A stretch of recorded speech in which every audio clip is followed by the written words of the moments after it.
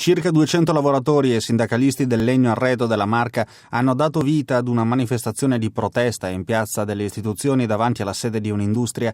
I sindacati di categoria Filca CISL, Fillea CGL e Feneal WIL hanno indetto 4 ore di sciopero a livello provinciale in aggiunta alle 8 già proclamate dalle organizzazioni nazionali. Da fonti sindacali la partecipazione allo sciopero nelle industrie trevigiane ha superato il 50% degli addetti.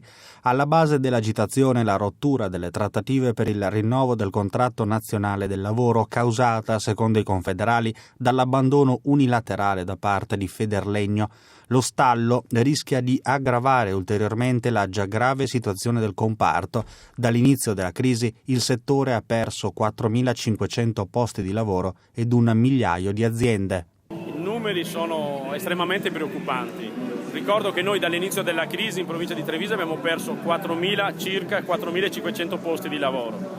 In provincia di Treviso abbiamo 19.000 addetti nel settore legno e industria e questo vi fa capire di che drammaticità stiamo parlando. Federlegno, la dico così, è scappata dal tavolo della trattativa, che non era mai successo, ma quando siamo partiti col rinnovo del contratto nazionale, noi abbiamo presentato la nostra piattaforma che andava in una direzione di salvaguardare il settore, loro invece hanno provato a puntare a una riduzione dei costi per le aziende, a una precarizzazione dei posti di lavoro. Il rischio concreto è che il settore del legno industria sparisca dalla provincia di Treviso o parti del settore e noi non possiamo permetterci questo.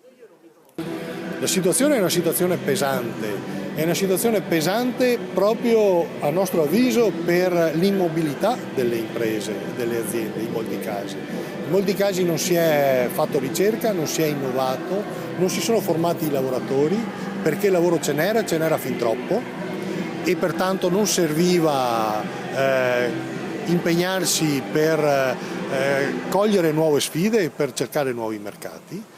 Ovviamente quando invece le cose hanno iniziato ad andare male e quando si è iniziato a togliere i soldi di tasca ai lavoratori, i mercati sono crollati. Per questo noi chiediamo il rinnovo del contratto perché pensiamo che rimettere i soldi in tasca ai lavoratori voglia dire anche fare il bene delle imprese.